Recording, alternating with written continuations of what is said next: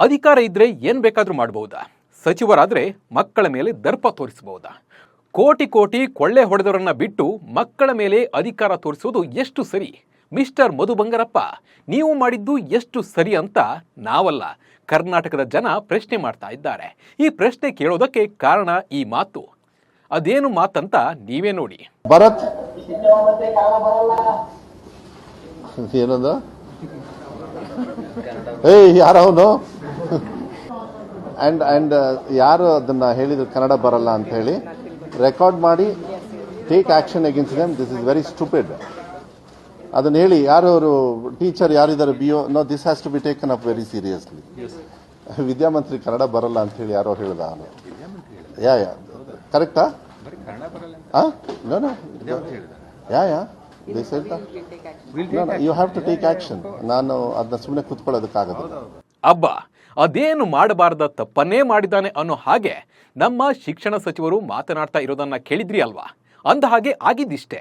ಬುಧವಾರ ವಿಧಾನಸೌಧದಲ್ಲಿ ನಡೆದ ನೀಟ್ ಕೋಚಿಂಗ್ ತರಬೇತಿ ಉದ್ಘಾಟನೆಯಲ್ಲಿ ಶಿಕ್ಷಣ ಸಚಿವರು ಬೇರೆ ಬೇರೆ ಜಿಲ್ಲೆಗಳ ವಿದ್ಯಾರ್ಥಿ ಹಾಗೂ ಶಿಕ್ಷಕರ ಅಭಿಪ್ರಾಯ ಸಂಗ್ರಹಕ್ಕೆ ಮುಂದಾಗಿದ್ದರು.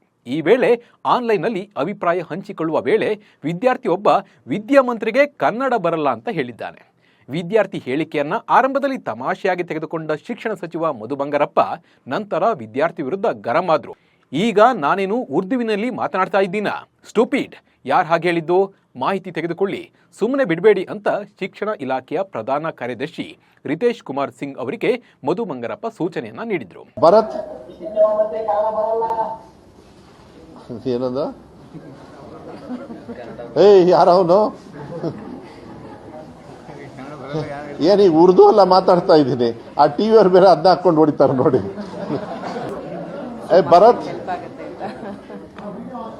ಅಂಡ್ ಯಾರು ಅದನ್ನ ಹೇಳಿದ್ರು ಕನ್ನಡ ಬರಲ್ಲ ಅಂತ ಹೇಳಿ ರೆಕಾರ್ಡ್ ಮಾಡಿ take action against them. This is very stupid. ಶಿಕ್ಷಣ ಸಚಿವರ ಈ ಆದೇಶಕ್ಕೆ ಜನ ಮತ್ತು ಬಿಜೆಪಿ ವಿರೋಧವನ್ನು ವ್ಯಕ್ತಪಡಿಸಿದೆ. ಟ್ವೀಟ್ ಮಾಡಿದ ಬಿಜೆಪಿ, ಇದ್ದುದನ್ನ ಇದ್ದ ಹಾಗೆ ಹೇಳಿದ್ರೆ ಎದ್ದು ಬಂದು ಎದೆಗೆ ಒದ್ರಂತೆ. ಇದು ಅಕ್ಷರಶಃ ನಮ್ಮ ಅವಿದ್ಯಾವಂತ ಶಿಕ್ಷಣ ಸಚಿವ ಮಧು ಬಂಗಾರಪ್ಪ ಅವರಿಗೆ ಅನ್ವಯಿಸುತ್ತದೆ. ನನಗೆ ಕನ್ನಡ ಸರಿಯಾಗಿ ಬರೋದಿಲ್ಲ ಎಂದು ಮಧು ಬಂಗಾರಪ್ಪ ಅವರೇ ಹಿಂದೊಮ್ಮೆ ಹೇಳಿದ್ರು. ಅದನ್ನೇ ವಿದ್ಯಾರ್ಥಿಯೊಬ್ಬ ನೆನಪಿಸಿದ ತಕ್ಷಣ ಆ ವಿದ್ಯಾರ್ಥಿ ಸೇರಿದಂತೆ ಅಲ್ಲಿನ ಶಿಕ್ಷಕರು ಹಾಗೂ BO ಮೇಲೆ ಕ್ರಮ ಕೈಗೊಳ್ಳಿ ಎಂದು ಆದೇಶಿಸಿರುವುದು ನಿಜಕ್ಕೂ ಸ್ಟೂಪಿಡ್. ಕಾಂಗ್ರೆಸ್ಸಿಗರ ಈ ರೀತಿಯ ಸರ್ವಾಧಿಕಾರಿ ಧೋರಣೆ ಪ್ರಜಾಪ್ರಭುತ್ವಕ್ಕೆ ಮಾರಕ ಎಂದಿದ್ದಾರೆ. ಅಷ್ಟೇ ಅಲ್ಲ, ಈ ವಿಡಿಯೋ ಸಖತ್ ವೈರಲ್ ಆಗುತ್ತಿದ್ದು ಶಿಕ್ಷಣ ಸಚಿವರನ್ನ ಟ್ರೋಲ್ ಕೂಡ ಮಾಡಲಾಗ್ತಾ ಇದೆ.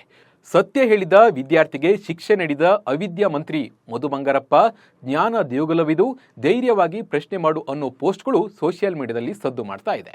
ಈ ಹಿಂದೆ ನನಗೆ ಕನ್ನಡ ಓದೋಕೆ ಬರೆಯೋಕೆ ಬರೋದಿಲ್ಲ ಅಂತ ಮಧು ಬಂಗಾರಪ್ಪ ಹೇಳಿದ್ರು. ಇದಕ್ಕೆ ಸಾಹಿತಿಗಳು, ಸಾರ್ವಜನಿಕರು, ಜನಪ್ರತಿನಿಧಿಗಳು ಎಲ್ಲರೂ ಸೇರಿದಂತೆ ತೀವ್ರ ಆಕ್ರೋಶವನ್ನ ವ್ಯಕ್ತಪಡಿಸಿದ್ರು.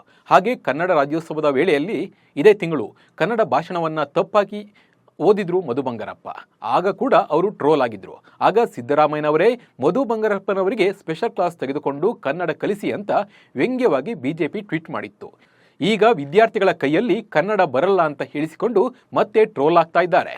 ಒಂದು ವೇಳೆ ವಿದ್ಯಾರ್ಥಿ ಮಾತು ಕೇಳಿ ಸುಮ್ಮನೆ ಆಗಿದ್ರೆ ಏನೂ ಆಗ್ತಾ ಇರಲಿಲ್ಲ ಅನ್ಸುತ್ತೆ.